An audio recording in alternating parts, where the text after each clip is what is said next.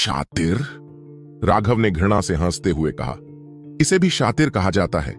इससे सिर्फ यही साबित होता है कि तुम सब बहुत भोले और अज्ञानी हो। तुम मेरे बगल में बैठे किसी भी शिष्य से पूछ सकते हो, उनमें से कौन लाशों के पहाड़ से रेंग कर बाहर नहीं आया है?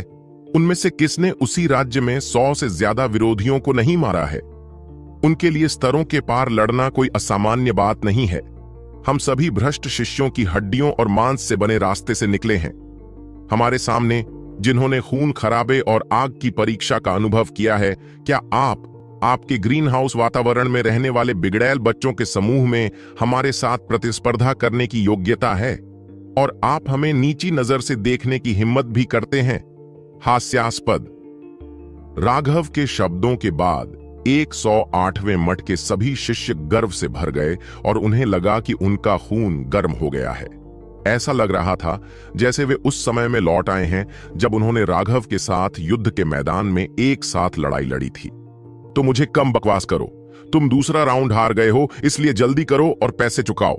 अंदर राघव ने उसके साथ शब्दों को बर्बाद करने के लिए खुद को डांटा। तुम हमें मुंह पर थप्पड़ मारना चाहते थे, तो आओ और कोशिश करो। चिंता मत करो, मैं जानवी निश्चित रूप से भिखारियों के झुंड को भुगतान करने में विफल नहीं होऊंगा। जानवी ने नाक भौं सिकोड़ी और एक बार फिर अपना बैज महेंद्र की ओर फेंक दिया।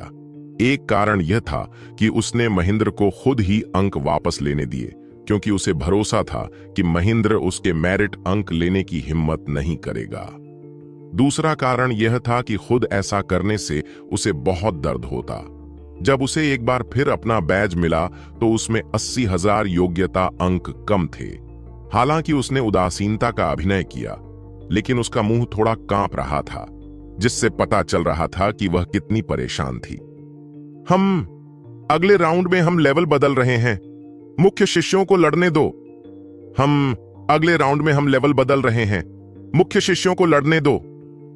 जानवी ने नाक भौं सिकोड़ी। ओ, क्या अगले चरण में आंतरिक शिष्यों को नहीं चुना जाना चाहिए? क्या ऐसा हो सकता है कि तुमने इतना कुछ खो दिया है कि अब तुम गिनती नहीं कर सकते?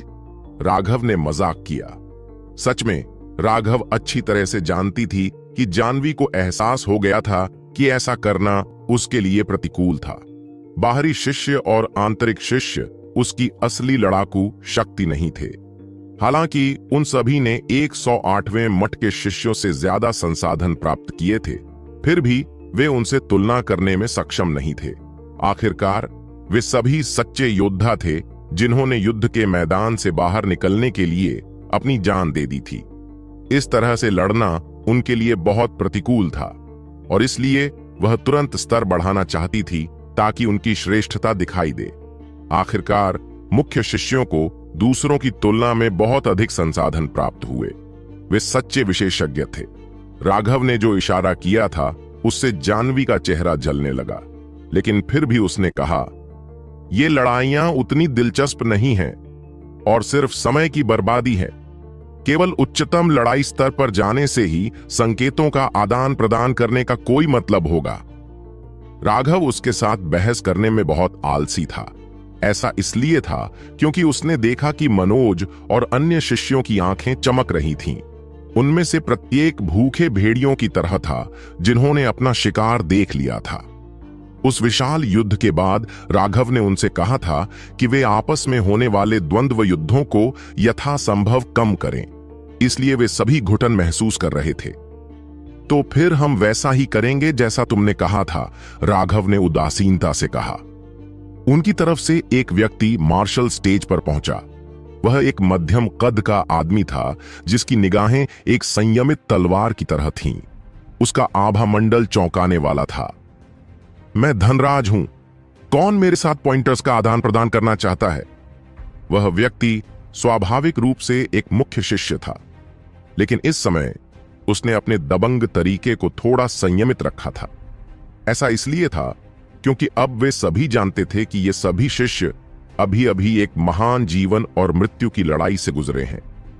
वे सभी सच्चे योद्धा थे और वे उन्हें फिर से हल्के में लेने की हिम्मत नहीं कर सकते थे। मुझे जाने दो। अचानक एक और व्यक्ति मार्शल स्टेज पर कूद पड़ा। उस व्यक्ति ने अपनी पीठ पर तलवार रखी हुई थी और उसने बहुत गर्व और अलग थलग महसूस किया। लक्ष्मण, राघव ने हल्के से मुस्कुराया। हालांकि वे गहन आत्मा फल के लिए लड़ते समय कुछ समय के लिए अस्थायी रूप से प्रतिद्वंद्वी थे, राघव ने हमेशा महसूस किया था कि लक्ष्मण एक बहुत अच्छा व्यक्ति था।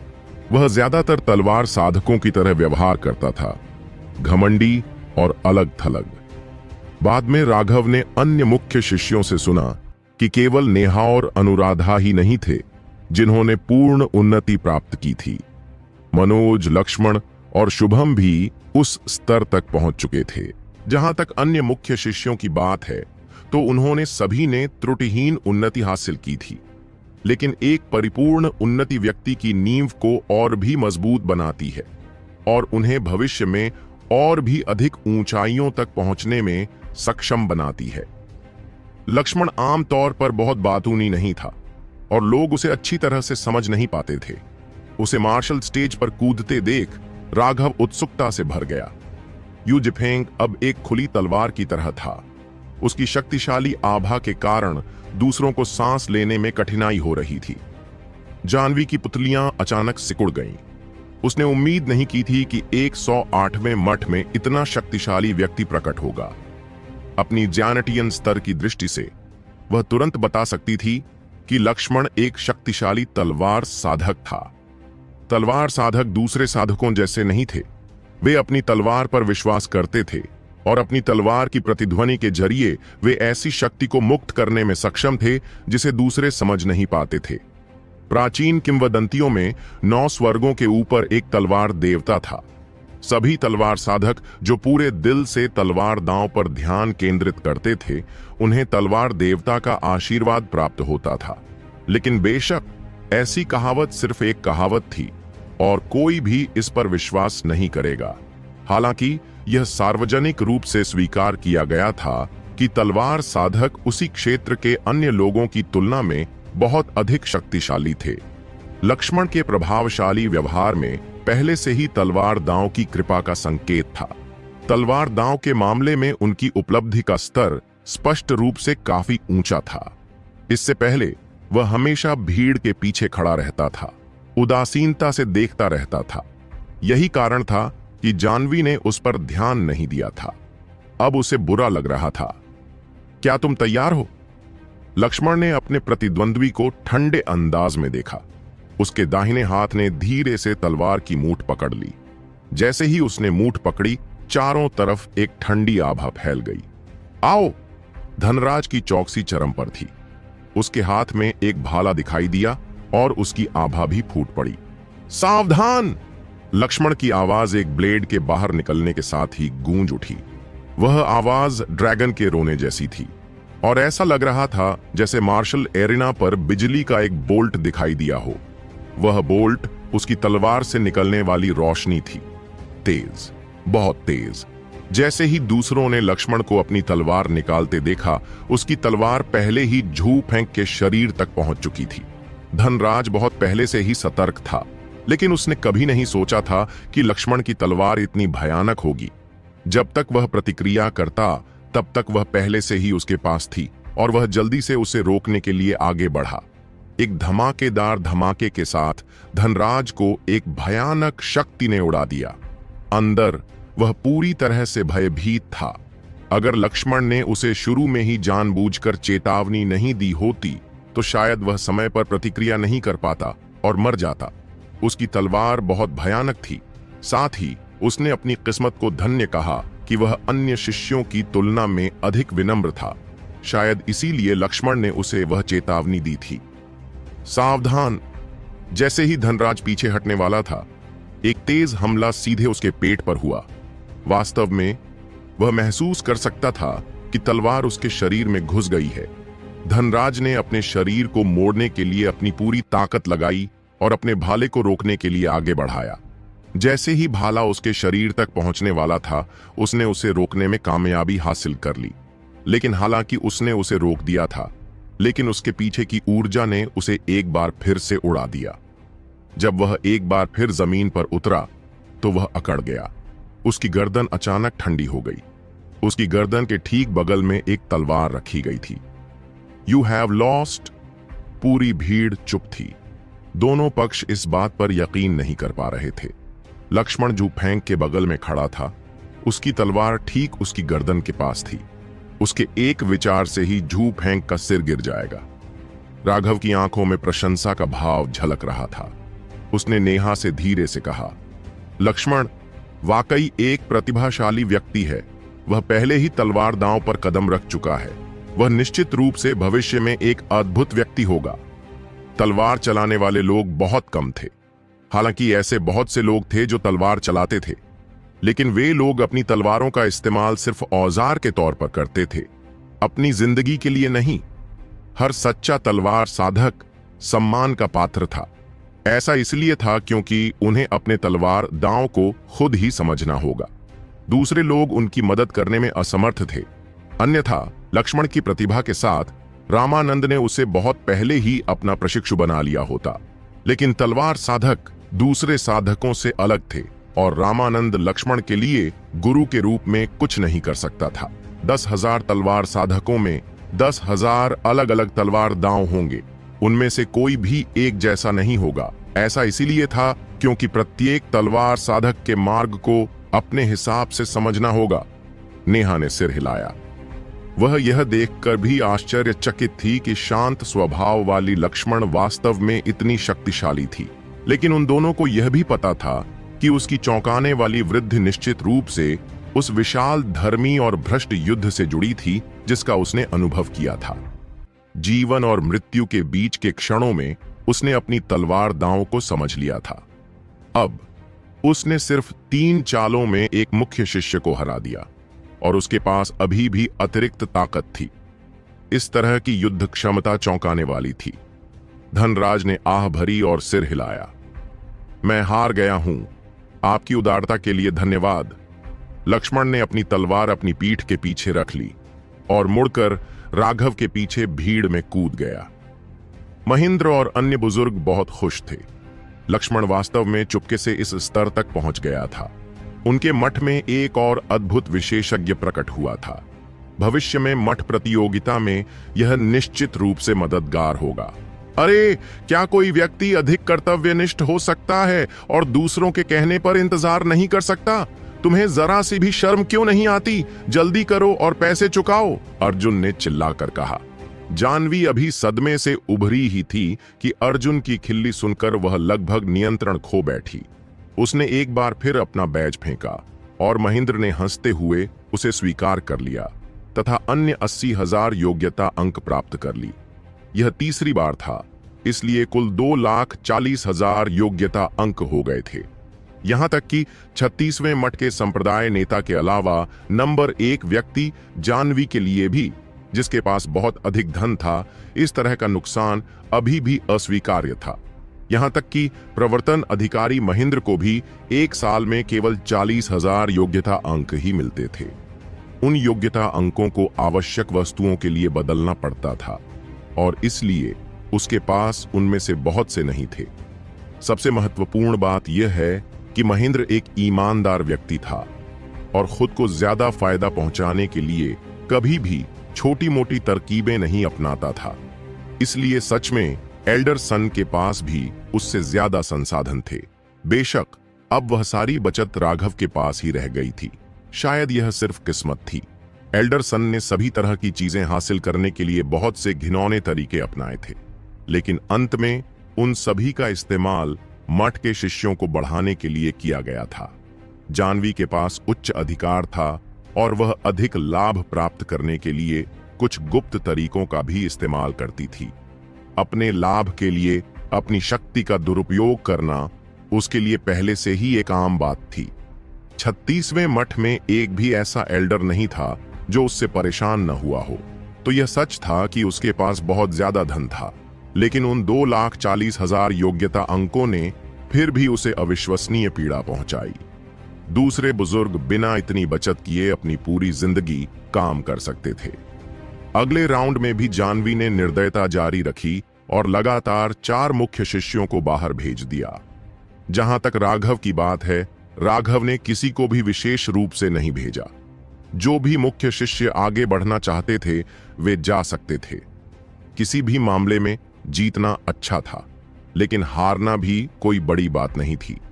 उन 4 लड़ाइयों में उनके मुख्य शिष्यों में से केवल एक ही बदकिस्मत रहा था, जो केवल एक चाल से हार गया था और उसे युद्ध के चरण से बाहर होना पड़ा था।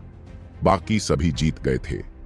7 राउंड में से उन्होंने 6 जीते और 4 लाख मेरिट पॉइंट हासिल किए। चाहे महेंद्र ने कितना भी शांत रहने की कोशिश की हो, उसकी आंखों में वह उत्साहपूर्ण चमक अभी भी उसे बेच रही थी। जाह्नवी की अभिव्यक्ति अब अविश्वसनीय रूप से भद्दी थी। उनकी साधना का आधार और ताकत स्पष्ट रूप से उनके विरोधियों की तुलना में एक स्तर अधिक थी, लेकिन वे अभी भी हार गए थे। इससे वह इतना क्रोधित हो गई कि वह झपटकर मारने ही वाली थी। अपनी योग्यता के अंक इस तरह बहते देख जाह्नवी के दिल में खून बहने लगा। यह उसकी आधी से ज्यादा बचत थी। अगर वह सचमुच अपने लक्ष्य तक नहीं पहुंच पाती तो उसके सारे मेरिट पॉइंट बेकार हो जाते। गहरी सांस लेते हुए उसने चुपके से अपने बगल में खड़े एक आदमी की तरफ देखा और कुछ बातें बुदबुदाईं। उस आदमी ने सिर हिलाया और भयावह ढंग से मुस्कुराया। वह मार्शल स्टेज पर कूद गया और बर्फीली निगाहों से सबको देखने लगा। मैं एक फेवरेट हूं। मैं उस खूबसूरत लड़की को चुनौती देना चाहता हूं कि वह मेरे पास आए। मुझे तुम पसंद हो गई हो। यह सुनकर राघव की आंखें सिकुड़ गईं और उसकी आंखों में हत्या की मंशा उभर आई। उस व्यक्ति की चीख के बाद राघव का चेहरा थोड़ा ठंडा हो गया। जब अपनी भावनाओं को नियंत्रित करने की बात आई तो राघव निश्चित रूप से एक विशेषज्ञ था, लेकिन जैसे ही उस आदमी की नजर नेहा पर पड़ी, उसकी हत्या की मंशा भड़क उठी। अगर कोई उसका अपमान करता तो राघव बस मुस्कुरा देता, लेकिन अगर कोई उसकी किसी वर्जना को छूता तो वह अपनी भावनाओं को नियंत्रित नहीं कर पाता। नेहा का चेहरा बर्फ की तरह ठंडा था और उसकी आंखों में भी हत्या का इरादा साफ झलक रहा था। वह मंच पर कूदने ही वाली थी कि तभी एक आवाज सुनाई दी, राघव, मुझे लड़ने दो। यह आवाज मनोज की ओर से आई। राघव और नेहा दोनों चौंक गए। हालांकि मनोज शक्तिशाली था, लेकिन वह पसंदीदा नहीं था। हारने की संभावना बहुत अधिक थी। राघव ने कुछ देर सोचा और फिर सिर हिलाया। तुम जा सकती हो। मनोज खुश था। वह जानता था कि यह बहुत जोखिम भरा था, लेकिन वह अपनी लड़ाई के इरादे को दबा नहीं सका। वह एक रुद्राक्ष के साथ आमने सामने की लड़ाई के लिए उत्सुक था। सामान्य ज्ञान के अनुसार राघव को यह स्वीकार नहीं करना चाहिए था। मनोज भले ही ताकतवर हो, लेकिन उसकी जीत की संभावना कम थी। यह कुछ ऐसा था जिसमें 80,000 योग्यता अंक शामिल थे, लेकिन राघव मनोज की प्यास को समझ सकता था। मनोज की नजर में यह लड़ाई संसाधनों के लिए, जुआ खेलने के लिए नहीं थी, बल्कि यह देखने का एक तरीका था कि वह किस स्तर तक पहुंच गया है। जहां तक उस फेवरेट का प्रश्न है, जब उसने देखा कि यह नेहा नहीं थी बल्कि एक यादृच्छिक मुख्य शिष्य था जो उसका सामना करने आया था, तो वह क्रोधित हो गया।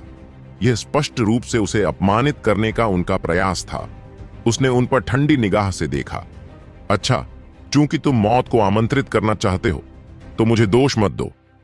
मनोज मार्शल स्टेज पर चढ़ गया और उस फेवरेट को घूरने लगा। मुझे उम्मीद है कि जब तुम मरोगे तो तुम भी मुझे दोष नहीं दोगे। हा हा हा। उस फेवरेट का गुस्सा किसी तरह हंसी में बदल गया। तुम्हारे जैसा कोई अहंकारी होने की हिम्मत कैसे कर सकता है? मर जाओ तुम छोटे स्वर। वह कृपा पात्र अचानक दहाड़ उठा और उसकी आभा फूट पड़ी। एक उन्मत्त ऊर्जा ने उसके पैरों को मार्शल क्षेत्र पर 2 पैरों के निशान छोड़ने के लिए मजबूर कर दिया, क्योंकि वह अचानक मनोज पर हमला कर दिया, अपनी मुट्ठी से उसे कुचल दिया। मनोज ने बहुत पहले ही अपनी आध्यात्मिक ऊर्जा को चरम पर पहुंचा दिया था। एक कठोर चीख के साथ उसके शरीर पर ऋण चमक उठे और उसके शरीर से एक विशाल आभा भी निकली। उसने मुक्का मारा। जैसे ही उनकी मुट्ठियां आपस में टकराईं, पूरा मार्शल स्टेज हिल गया। हर दिशा में तेज हवाएं चलने लगीं, जिससे सभी के कपड़े उड़ गए। फिर वे दोनों तुरंत 2 कदम पीछे हट गए। वह कृपा पात्र आश्चर्यचकित हुए बिना न रह सका। तो तुम्हारे पास कुछ तरकीबें हैं, लेकिन मुझे देखना है कि तुम मेरी कितनी मुट्ठियों का सामना कर सकते हो। उस कृपा पात्र ने नाक भौं सिकोड़ी और उसकी मुट्ठियां मनोज पर टूट पड़ी। यह पहली बार था जब मनोज को एक इष्ट के विरुद्ध एक लड़ने का अवसर मिला था। युद्ध की इच्छा उसके अंदर से उड़ गई थी। वह बार बार दहाड़ता हुआ अपनी मुट्ठियों से उसका सामना कर रहा था। वे दोनों ही क्रूर शक्ति वाले योद्धा थे। जब भी उनकी मुट्ठियां इकट्ठी होती तो पूरा मार्शल अखाड़ा हिल जाता और शक्तिशाली तूफान फूट पड़ते, जिससे सभी कांप उठते। मनोज बहुत शक्तिशाली है, वह वास्तव में एक इष्ट का सामना कर सकता है, नेहा ने कहा। सभी को लगता था कि रुद्राक्ष अतुलनीय रूप से शक्तिशाली है, लेकिन वह बिना हारे 10 से ज्यादा वार कर सकता था। यह बात सभी की उम्मीदों से परे थी। यह अभी भी वार्म अप है, इसलिए अभी कुछ कहना जल्दबाजी होगी। राघव ने अपना सिर हिलाया। एक रुद्राक्ष के पास इतना छोटा सा हुनर कैसे हो सकता है?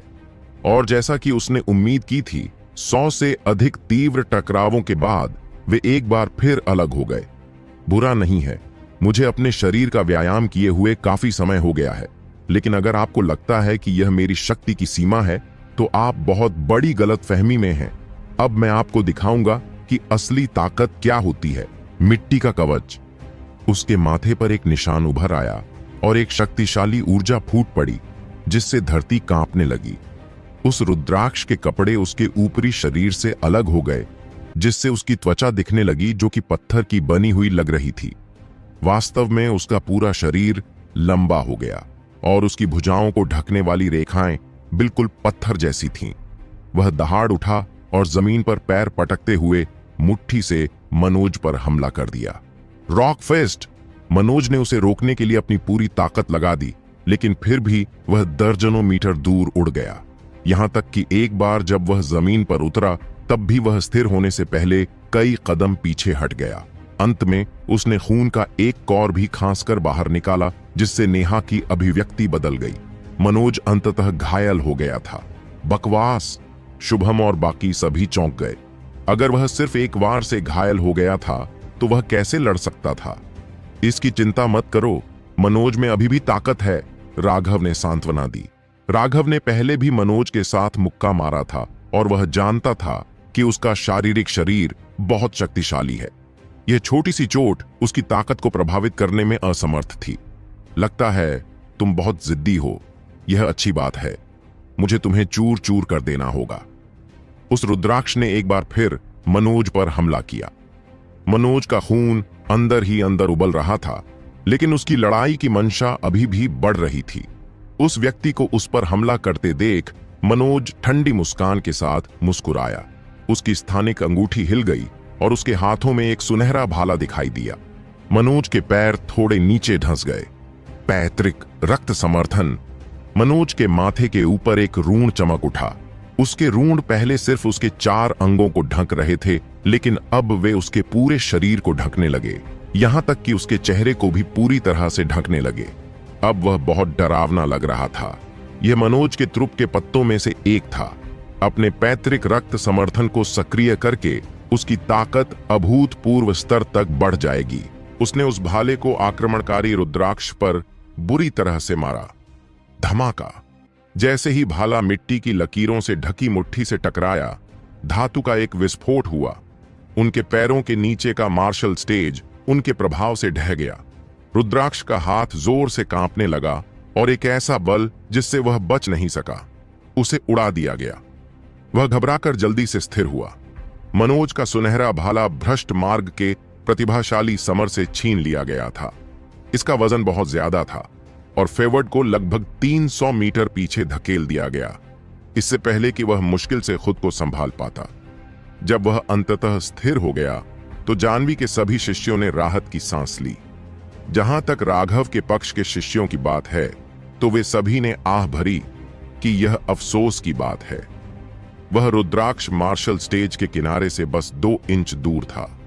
अगर उसे थोड़ा और पीछे धकेला जाता तो नियमों के अनुसार वह हार जाता। पीछे मुड़कर देखने पर उस फेवरेट ने राहत की सांस ली, क्योंकि वह बच गया था। मनोज के भाले को देखने के लिए मुड़ते ही उसके दिल में लालच की चिंगारी भड़क उठी। आपका हथियार, मुझे यह चाहिए। वह रुद्राक्ष तुरंत समझ गया कि मनोज का भाला एक खजाना है और तुरंत उसे अपने लिए लेना चाहता था। ऐसा लग रहा था कि वह पहले ही भूल चुका था कि यह 36वां मठ नहीं था। तुम्हें यह चाहिए, आओ इसे ले लो। मनोज दहाड़ा। उसके भाले ने उस फेवरेट पर हमला किया।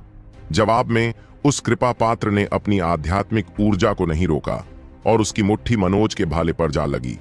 एक और जोरदार धातु की आवाज के साथ मुट्ठी और भाले के टकराने पर चिंगारी उड़ती देखकर सभी चौंक गए। ऐसा लग रहा था जैसे मुट्ठी स्टील की बनी हो। एक दुर्लभ पृथ्वी कृषक, महेंद्र ने चिल्लाकर कहा।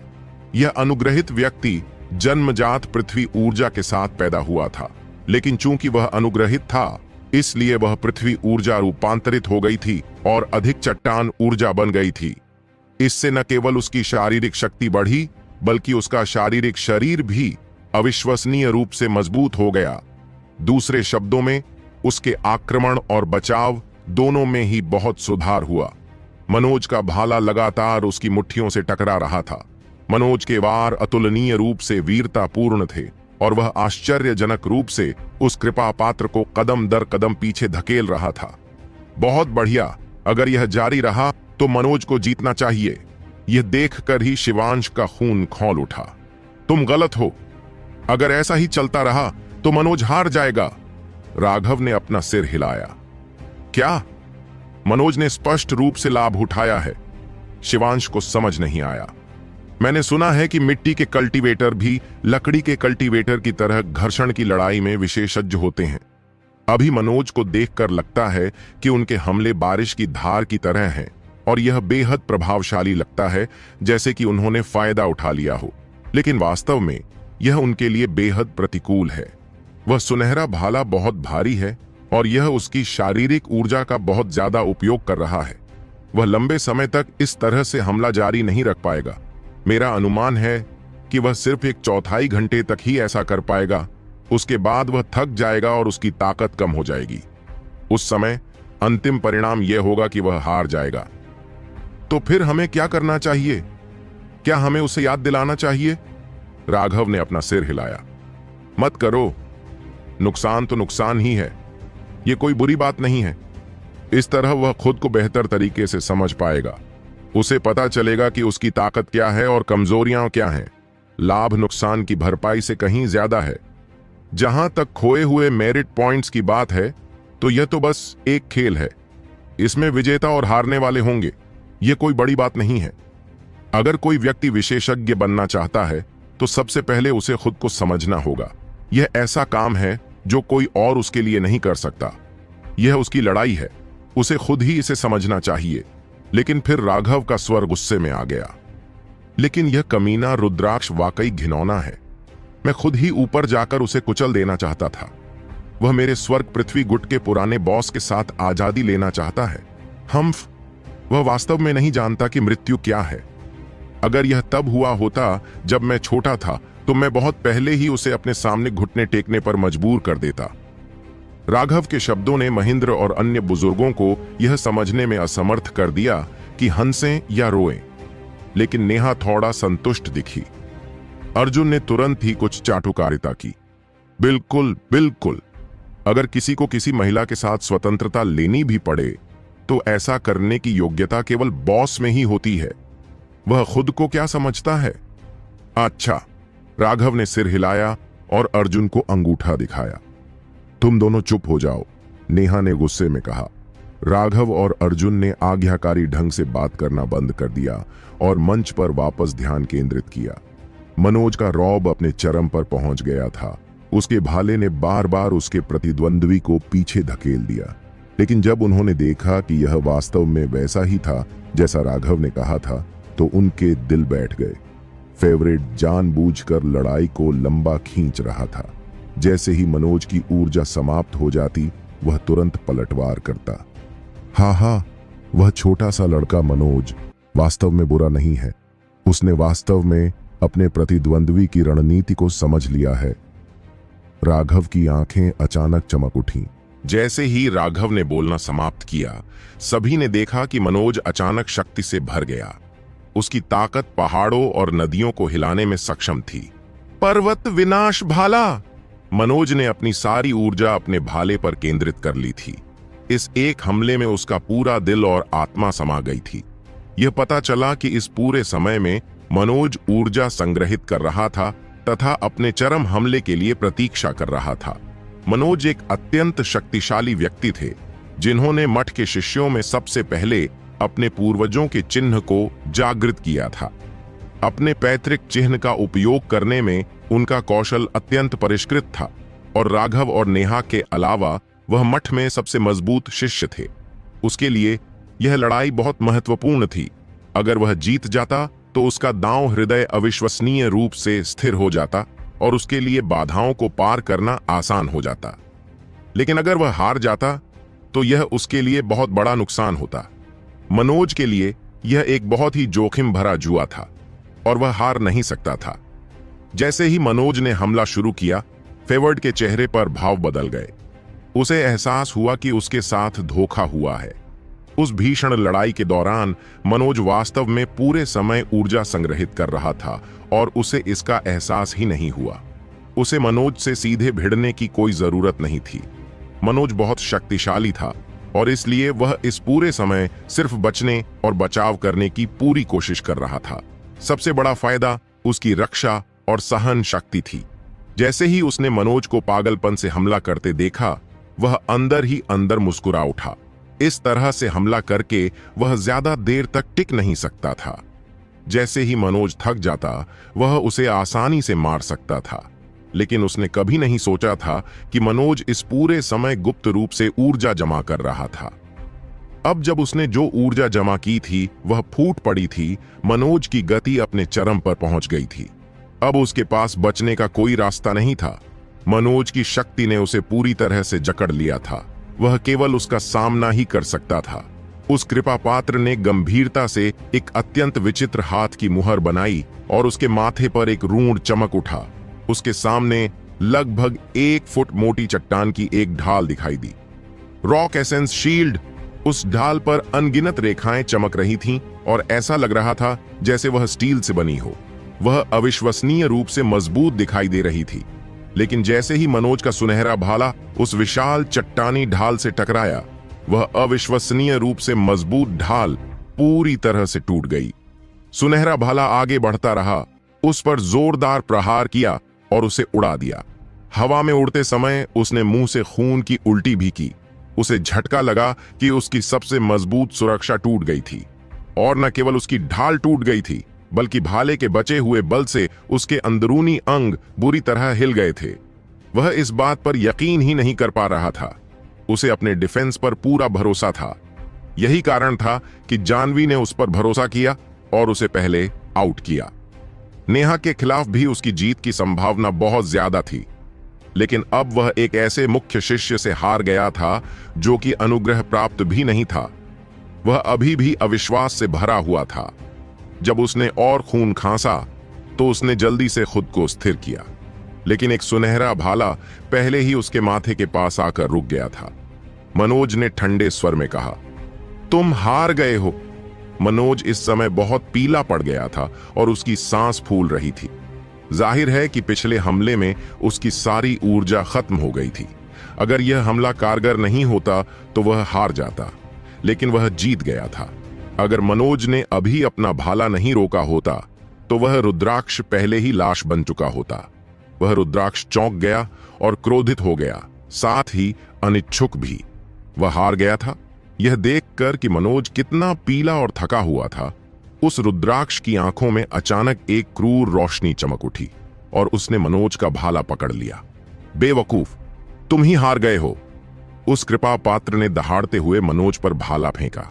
पहले से ही थका हुआ होने के कारण मनोज विरोध भी नहीं कर सका। उसके भाले का निचला हिस्सा उसके पेट में घुस गया और हड्डियों के टूटने की आवाजें गूंजने लगीं। मनोज खून की उल्टी करते हुए वापस उड़ गया और मार्शल क्षेत्र के बाहर उतर गया। कमीने, तुम मौत मांग रहे हो, हम तुम सबको मार देंगे। वह कृपा पात्र स्पष्ट रूप से हार चुका था और फिर उसने घृणित तरीके से हमला किया। भले ही वह हार गया था, इससे तुरंत 108वें मठ के सभी शिष्यों का गुस्सा भड़क उठा। मैंने कभी हार नहीं मानी, तो आप कैसे कह सकते हैं कि मैं हार गया? चूंकि उसने आगे बढ़ने की हिम्मत भी नहीं की, तो इससे यही साबित होता है कि वह वाकई एक स्वर है। साहस भी ताकत का ही एक हिस्सा है, या आपको यह नहीं पता? उस फेवर्ड ने उन पर व्यंग्य किया। अब राघव भी खड़ा हो गया था। उसके हाथों की नसें उभर आई थीं। वह आगे बढ़कर इस बेशर्म कमीने को फाड़ डालने वाला था। लुओ, जो भी हो, ये आपके मठ के शिष्य हैं, राघव ने ठंडे स्वर में कहा। हम मार्शल स्टेज के शीर्ष पर आप कैसे नरम दिल और उदार हो सकते हैं? जीत के लिए आप कठोर होने से डर नहीं सकते। बस इतना ही कहा जा सकता है कि इससे साबित होता है कि आप सभी मूर्ख हैं। आप जल्दी से उठकर योग्यता अंक क्यों नहीं सौंप रहे हैं? जानवी ने व्यंग्य किया। महेंद्र का चेहरा उदास था। राघव, तुम क्या कहते हो? उसका मतलब साफ था, यह बहुत ज्यादा था। जब तक राघव आदेश देता, वे तुरंत लड़ाई शुरू कर देते।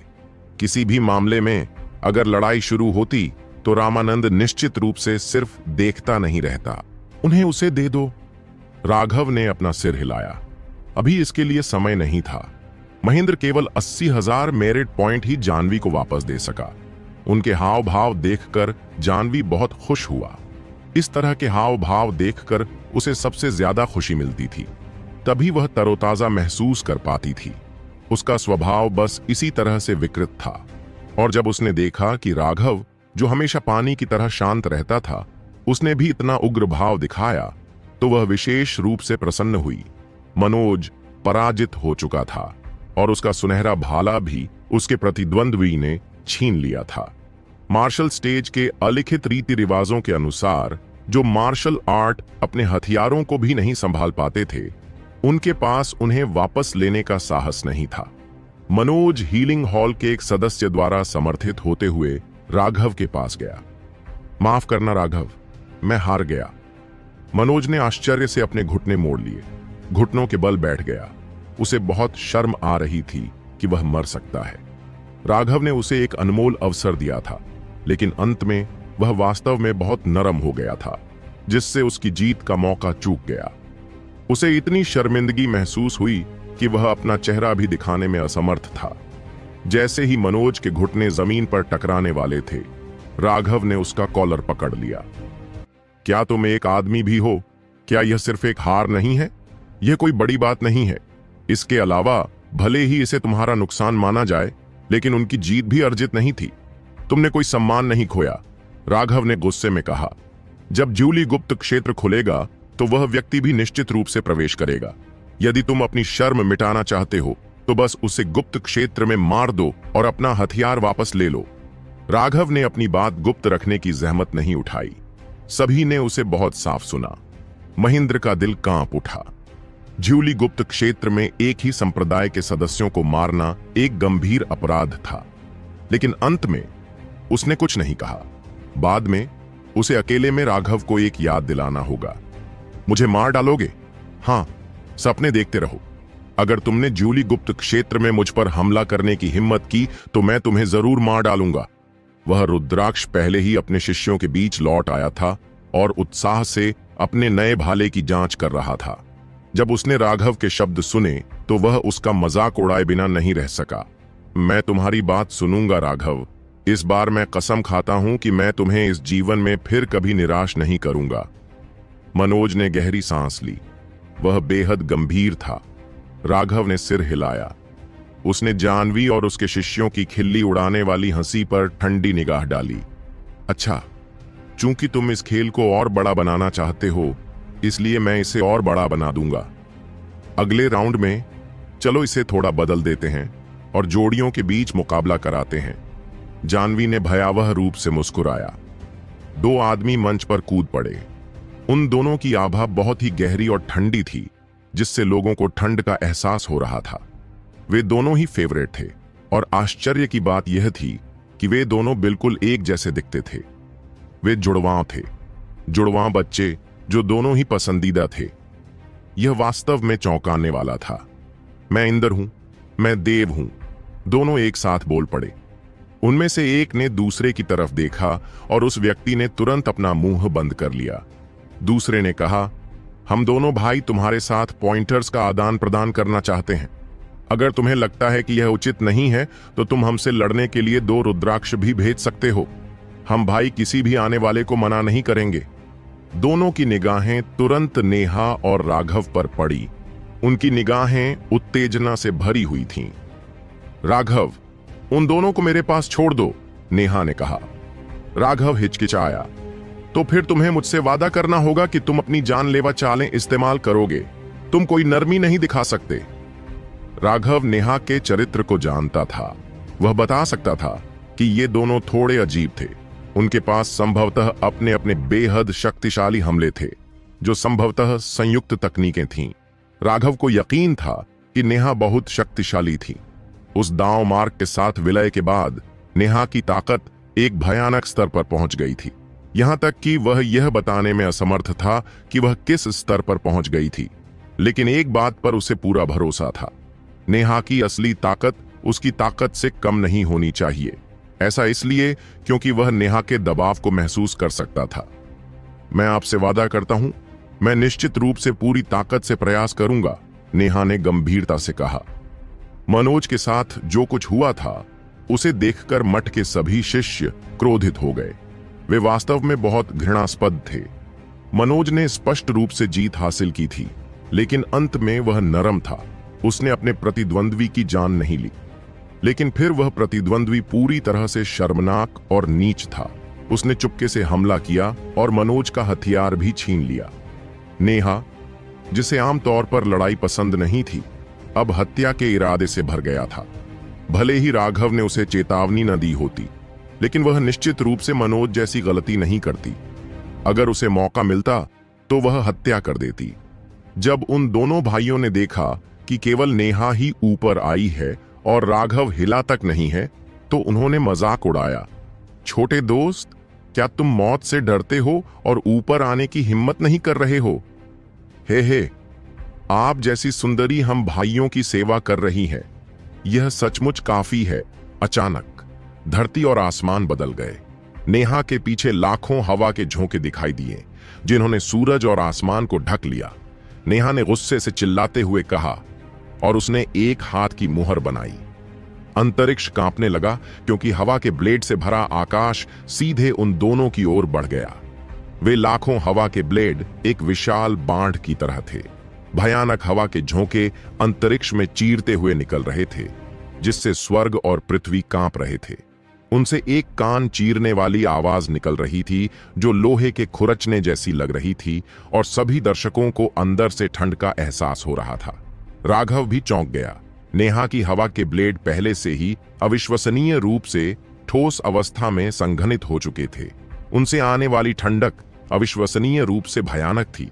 नेहा की पुरानी पवन ब्लेड आमतौर पर कई फीट लंबी होती थीं, लेकिन अब ये पवन ब्लेड केवल 1 या 2 इंच लंबे थे, जो छोटे अर्धचंद्राकार ब्लेड की तरह दिख रहे थे। हालांकि ये छोटे पवन ब्लेड उसकी पुरानी पवन ब्लेड से कम 10 गुना ज्यादा मजबूत थे। उन्हें देखकर ही किसी का भी मन सुन्न हो जाता था। उन दोनों भाइयों ने पहले नेहा को अपनी नजरों में नहीं रखा था, और इसीलिए उन्होंने इतना मजाक उड़ाने की हिम्मत की।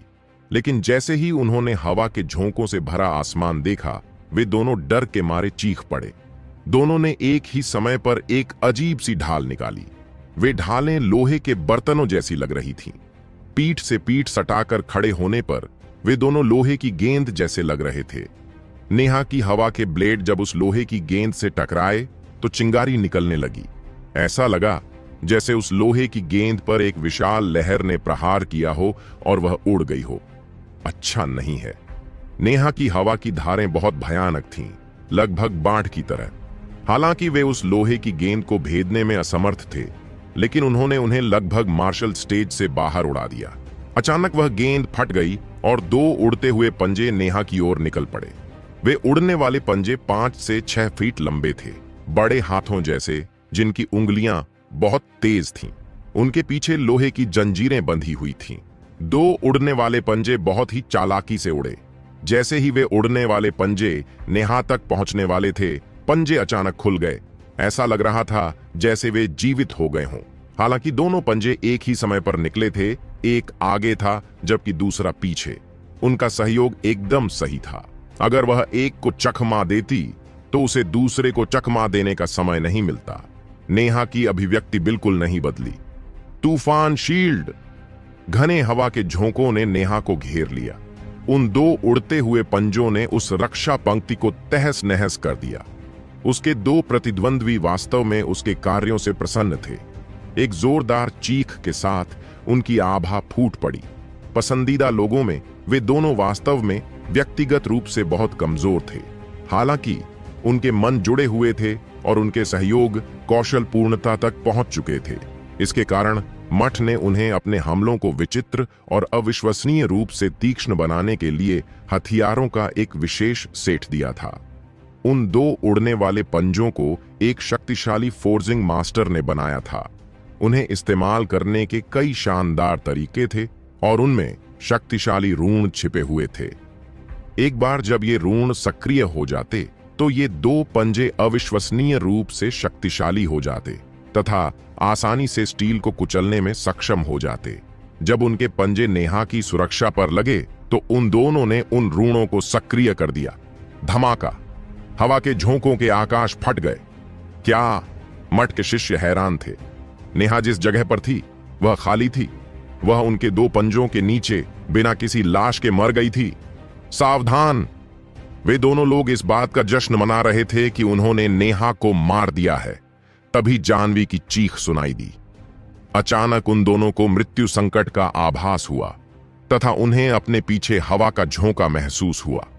उन दोनों ने तुरंत अपनी ढालें उठाकर उन्हें रोक दिया। धमाका! उनकी त्वरित रक्षा ने एक शक्तिशाली हमले को रोक दिया, लेकिन वे दोनों हवा में लुढ़क गए। उनमें से एक अभी मुश्किल से उठा था और उसे अभी भी पता नहीं था कि क्या हुआ था। तभी एक खामोश हवा का ब्लेड उसकी कमर पर आकर लगा। वह व्यक्ति बुरी तरह चिल्लाया। खून बहने लगा। उसके साथ साथ उसके अंदरूनी अंग भी बहने लगे। राघव ने राहत की सांस ली। नेहा ने आखिरकार युद्ध का असली मतलब जान लिया था। उसके हमले अब पहले जैसे नहीं थे। वहां उपस्थित लोगों में से केवल महेंद्र, जाह्नवी और राघव को ही पता था कि क्या हुआ था। जैसे ही वे दो उड़ने वाले पंजे दिखाई दिए, नेहा को एहसास हो गया कि वे हथियार बेहद विचित्र थे और संभवतः उन्हें संभालना आसान नहीं था। उसके लिए उनसे सीधे भिड़ने का कोई कारण नहीं था। उसने केवल सबकी दृष्टि को ढकने के लिए पवन ब्लेडों की विशाल ढाल को बुलाया था। वास्तव में ढाल के पीछे का क्षेत्र पूरी तरह से खाली था। नेहा बहुत पहले ही चुपके से खिसक गई थी। हवा के ब्लेड का उपयोग करके खुद को छिपाने के लिए उन दोनों के पीछे पहुंच गई थी। जैसे ही उन दोनों ने सोचा कि उन्होंने उसे मार दिया है, उसने अचानक हमला कर दिया। अगर जाह्नवी का हस्तक्षेप न होता तो वे दोनों पहले ही मर चुके होते। लेकिन फिर भी जब उसका पहला हमला असफल रहा तो उसने तुरंत उनमें से एक को निशाना बनाया, जो पहले ही डर के कारण अपना सिर खो चुका था, और उसने अपनी आध्यात्मिक शक्ति से सीधे एक पवन ब्लेड भेजा।